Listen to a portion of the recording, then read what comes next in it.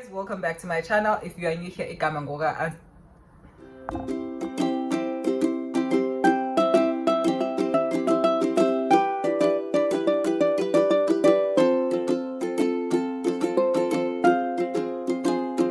Hi guys, welcome back to my channel. If you are new here, igama ngo AsandaNtini, and welcome to today's video.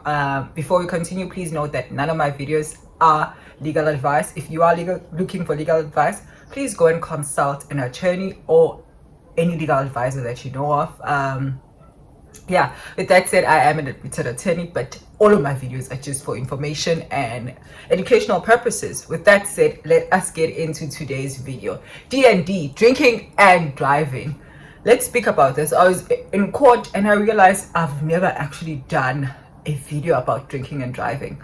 And let me just do the video for you, because I do know people in their youth especially do engage in the drinking activities and sometimes get into their cars, which is obviously illegal if you are above the actual limit. With that said, let's start with the limit. So section 65 actually is the section that you look at in the National Road Traffic Act 93 of 1996. That's the act in question, and in section 65 it defines the limits that you actually would be liable should you exceed, or would be criminally liable should you exceed. So for the limit is 0.05 milligrams for every 100 milliliters of blood once drawn, and 0.02 if you're a professional driver, as defined by section 65. But if you are doing a breathalyzer, it would be 0.24 milligrams per 1000 milliliters of breath taken, and 0.10 milligrams if you are a professional driver. So once it's obviously above the 0.24, you are going to be taken into the police station and basically charged with drinking, having an excessive amount of alcohol in you. Then within 2 hours, this is where it gets tricky for the state if ever you want to challenge it.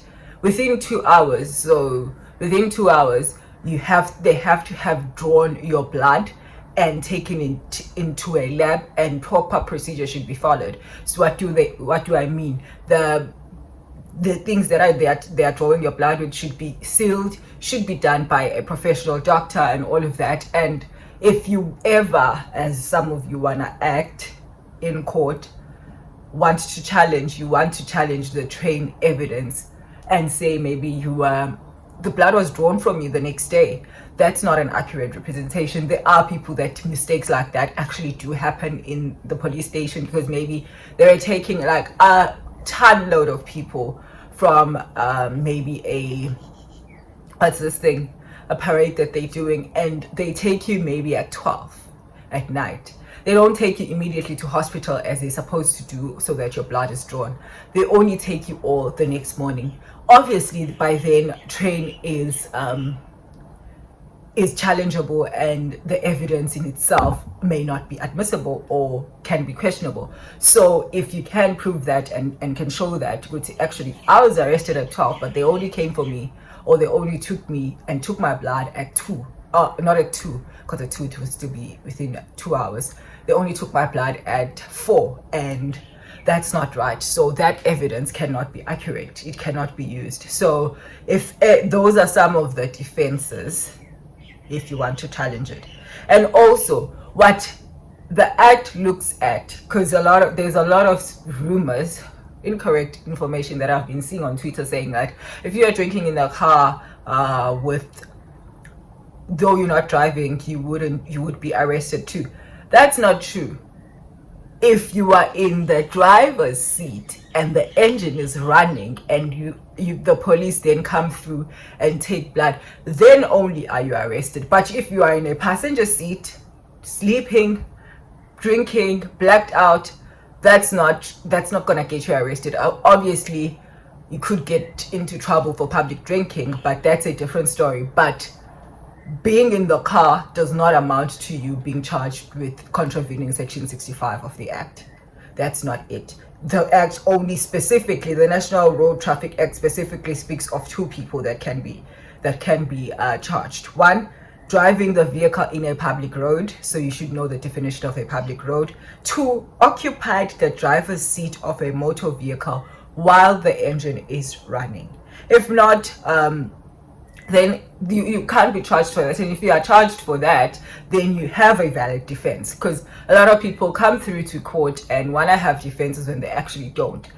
There's no defense for being found with alcohol unless you are challenging the train and you are also even challenging that you are even in the car. But to say that you feel like your blood was or you feel that you were not that drunk but the train was followed, the train of evidence was done accurately, then you are just wasting the court's time. It's better to plead. It's always like, a lot of people plead for these crimes, so because it's just one of those, like, you driving without having, not having forgotten your license at home, but you being charged with not having a license and you actually don't have it.